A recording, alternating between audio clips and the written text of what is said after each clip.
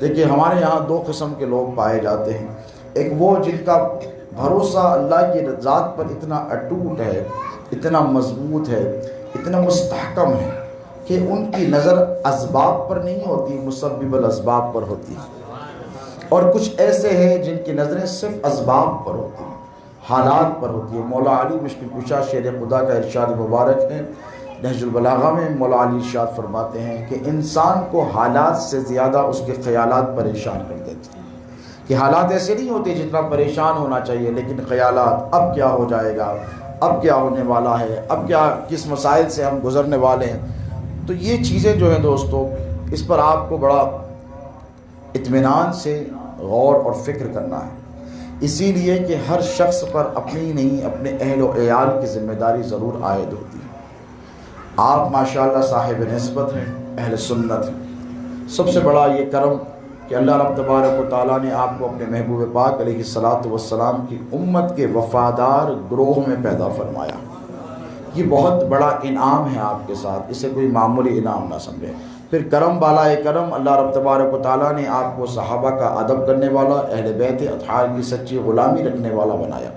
پھر مزید یہ کرم فرمایا کہ غوث و خواجہ کی غلامی بھی آپ کو عطا فرمائی ہے. تو یوں سمجھیے کہ نسبتوں کے معاملے میں تو آپ بہت پکے ہیں ماشاءاللہ، یعنی چٹان کی طرح مضبوط ہیں. لیکن مسئلہ یہ ہوتا ہے کہ جو ہمارے بزرگوں کے طور طریقے تھے، اس کی اصل کی اگر ہم تھوڑی سی نقل بھی کر لیں تو کامیاب ہو جائیں. اس پر ہمیں بڑی توجہ کرنی ہے اور استغفار کی مجالس کا اہتمام کرنا ہے. کہ سرکار پیرانی پیر سیدنا غوث العظم دستگیر کے دامن سے جو لوگ وابستہ ہیں. عبدالباقی قادری نے مجھ سے بات کی کہ آج کے اس نشست کا تھوڑی جو ہماری گفتگو ہوگی عنوان کیا رکھا جائے. تو میں نے کہا کہ بھئی انہوں نے کوئی اور عنوان کا انتخاب کیا تھا. میں نے کہا کہ ابھی کانٹروورسیز کی طرف نہیں جانا ہے، پہلے ہی لوگ ہاتھ دھو کر بہت پیچھے پڑے ہوئے ہیں اور کوئی نئی بات نہیں ہے. سیدوں کے پیچھے تو 1400 سال سے لگے ہوئے ہیں. کوئی نہ کوئی نقص لوگوں کو اکثر عادت پڑی ہوئی ہے کہ سیدوں میں سے نکال لے. تو میں نے کہا ابھی کانٹروورسی کی طرف نہ جائیں، بلکہ لوگوں کو یہ بتائیں کہ لوگ یہ کہتے ہیں کہ سلسلوں نے کیا کیا، سلسلوں کی کیا خدمات ہے. تو میں نے کہا کہ سلسلے قادریہ کی خدمات اور تعلیمات کے بارے میں انشاءاللہ پھر کبھی آپ سے گفتگو ہوگی. خدمات ہی سن لیں، کیونکہ فی زماننا موجودہ دور میں کچھ ایسے لوگ ہیں جو اہل سنت و جماعت کو سلسلوں سے دور کرنے کی ناپاک کوششیں کر رہے ہیں. دیابنا، وہابیہ اور اس قسم کی جو بدعقیدہ جماعتیں ہیں، عمومی طور پر نوجوان نسل کو یہ بات باور کروانا چاہتی ہیں، غلط تاثر دینا چاہتی ہے کہ خانقاہیں کچھ نہیں کرتی. اکثر و بیشتر آپ نے دیکھا کہ خانقاہ سے مراد جب لی جاتی ہے تو آپ کے ذہن میں قوالی پہلی بار جو آتی ہے وہ قوالی، پھر عرس، پھر فاتحہ، پھر چلہ، دعوت، محفل، مجلس، نیاز، بس یہیں تک عام انسان کا خیال، اس سے زیادہ نہیں جاتا کیونکہ حالات ایسے ہو چکے ہیں. لیکن خانقاہ جو در اصل ہوتی ہے دوستو، وہ یاد رکھیں، خانقاہیں وہ ہیں جنہوں نے اسلام کو ہندوستان میں پھیلایا ہے، اسلام کو سرزمین ہند پر لایا بھی ہے، پھیلایا بھی ہے. اور جب آفت آئی ہے تو خانقاہوں نے ہی اسلام کو بچایا ہے. حضور پیرانی پیر سیدنا غوث العظم دستگیر کا سلسلہ تمام سلسلوں میں افضل و اعلیٰ ہے، اس میں کوئی شک و شبہ نہیں. میرے پیر پیرانی پیر غوث العظم دستگیر نے متعدد مرتبہ خود ارشاد فرمایا ہے کہ تمام سلاسل اپنی جگہ، تمام سلاسل کے شیوخ اپنی جگہ، لیکن عبد القادر جیلانی کا مقام یہ ہے. غوث پاک ارشاد فرماتے ہیں کہ افل الشموس الاولین و شمسنا ابدن علی فلک التی لا تغرب، کہ مجھ سے پہلے جتنے لوگ تھے، جتنوں کے سورج تھے، پیرانی پیر نے کیا فرمایا؟ چراغ نہیں فرمایا. پیرانی پیر نے فرمایا کہ مجھ سے پہلے جتنوں کے سورج تھے وہ جلے اور جل کر بجھ گئے، وہ غروب ہو گئے، لیکن عبد القادر کا سورج صبح قیامت تک غروب نہیں ہوگا. یہ شان سرکار پیرانی پیر سیدنا غوث العظم دستگیر رضی اللہ تعالی عنہ کی ہے. اور یہ شان، یہ مقام، یہ رتبے کے ساتھ ہی، منصب کے ساتھ ہی ڈیوٹی اور رسپانسبلٹی آ جاتی ہے. جس طرح اللہ نے آپ کو خیر امت میں پیدا کیا تو فرمایا کنتم خیر امت اخرجت للناس تعمرون بالمعروف وتنہون عن المنکر، کہ تم سب سے بہترین امت ہو اور تمہاری ذمہ داری ہے کہ تم اچھائی کی طرف بلاتے ہو اور برے کاموں سے روکتے ہو. ٹھیک اسی طرح جب اولیاء کاملین کو منصب پر اللہ رب تبارک و تعالیٰ فائز فرماتا ہے تو ان کو ریسپانسبلٹیز بھی دیتا ہے، ڈیوٹیز بھی دیتا ہے، اور انہیں اختیارات بھی عطا فرماتا ہے۔ یہ چیز یاد رکھیں۔ بہت تفصیلات ہیں اس کی، انشاءاللہ اس طرف ابھی نہیں جانا ہے، بعد میں پھر انشاءاللہ کبھی محفل موضوع رہے گی تو اس پر گفتگو ہوگی، لیکن نوجوان کان کھول کر سنیں اور غور و فکر سے سنیں کہ خانقاہوں نے کیا خدمات انجام دی ہیں، بالخصوص سلسلہ قادریہ کی کیا خدمات رہی ہیں۔ وہ آپ سنیں گے تو تعجب ہوگا کہ دنیا میں سلسلہ قادریہ ایک ایسا سلسلہ ہے جس نے روحانی نظام کے علاوہ اپنے ماننے، اپنے متبعین، اپنے مریدین و متوسلین میں مجاہدانہ صلاحیتیں پیدا فرمائی ہیں۔ آپ کو جان کر تعجب ہوگا کہ آج پچھلے کئی برسوں سے آپ مسجد اقصیٰ کے بارے میں سنتے آئے ہیں، حالیہ عرصے میں کئی جلسے بھی ہوئے، میں نے بھی ان جلسوں سے مخاطبت کی۔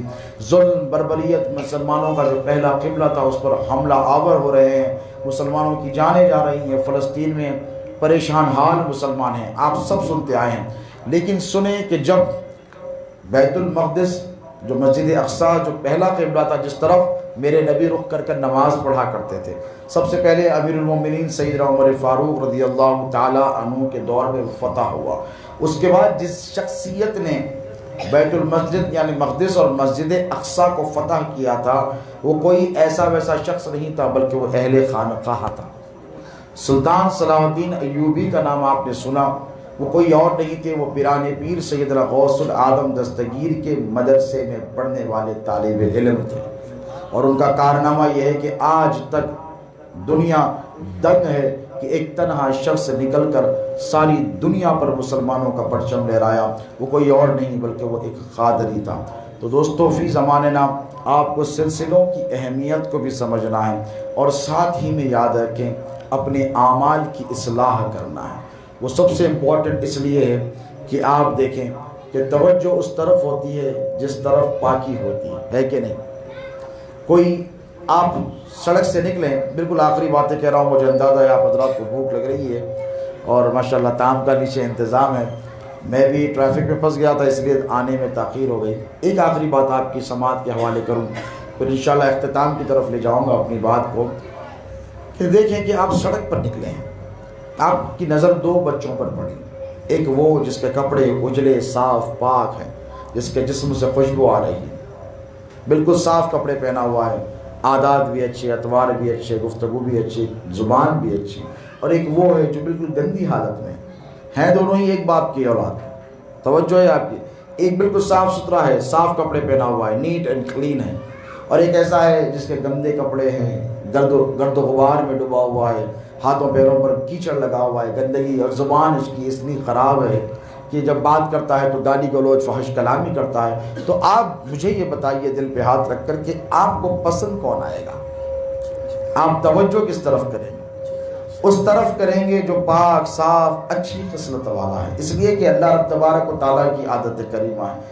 حدیث شریف میں آیا کہ میرے آقا نے فرمایا کہ اللہ جمیل و یحب الجمال، اللہ خوبصورت ہے اور خوبصورتی سے محبت فرماتا ہے۔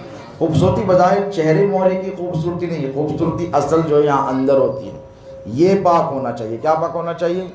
دل پاک ہونا چاہیے، یہ روح پاک ہونی چاہیے، یہ اصل خوبصورتی ہے۔ تو دوستو، جس طرح آپ بندے ہو کر ایک گندگی میں مبتلا شخص کی طرف توجہ کرنا پسند نہیں کرتے، تو وہ تو اللہ رب تبارک و تعالیٰ ہے، وہ تو ساری کائنات کا خالق ہے، نظر ضرور فرماتا ہے لیکن نظر رحمت اس پر فرمائے گا پروردگار جو صاف اور ستھرا رہے گا، جس کا دل گناہوں کی آلودگی سے پاک رہے گا، گناہوں سے جو اپنے دل کو مصفہ اور پاک کر کر صاف کرے گا، اور اللہ رب تبارک و تعالیٰ کی بارگاہ میں جب پہنچے گا تو اس پر توجہ ہوگی۔ جب اللہ کی توجہ ہوگی تو حضور پاک علیہ الصلوۃ والسلام کی بھی توجہ ہوگی، جب آقا صلی اللہ علیہ وسلم کی توجہ ہوگی تو اہل بیت اطہار کی بھی توجہ ہوگی، سرکار پیران پیر غوث العالم دستگیر بھی نظر عنایت فرمائیں گے۔ تو سب سے اہم چیز یہ کہ اپنے گناہوں سے استغفار کرتے رہیں، توبہ کرتے رہیں اور رجوع کرتے رہیں، اسی لیے کہ ہم پر اللہ کا بڑا احسان ہے، بڑا کرم ہے کہ پچھلی امتوں کا مسئلہ یہ تھا کہ اللہ ان کو توبہ کی مہلت نہیں دیتا تھا، لیکن میرے نبی پاک علیہ الصلوۃ والسلام کی امت پر اللہ کا اتنا بڑا کرم ہے کہ آقا صلی اللہ علیہ وسلم نے فرمایا، حدیث مبارکہ کے الفاظ ہیں کہ پچھلی امتوں پر آخری وقت میں توبہ کے دروازے کو بند کر دیا جاتا، موت جب آتی دروازہ بند کر دیا جاتا، لیکن میرے نبی نے فرمایا میری امت کے لیے آخری سانس تک توبہ کا دروازہ کھلا رکھا جائے گا۔ یہ آپ پر اللہ کے رسول علیہ الصلوۃ والسلام کی نسبت کا تصدق اور صدقہ ہے کہ آپ پر اتنا بڑا انعام کیا گیا۔ حالات کو دیکھیں، اپنی ذمہ داریوں کا احساس کریں، کم سے کم اتنا کریں کہ نمازوں کے پابند ہو جائیں، کیونکہ جو شخص نمازوں کا پابند ہو جاتا ہے اللہ رب تبارک و تعالیٰ اس کے سارے کاموں کو اپنے ذمے کر لیتا ہے۔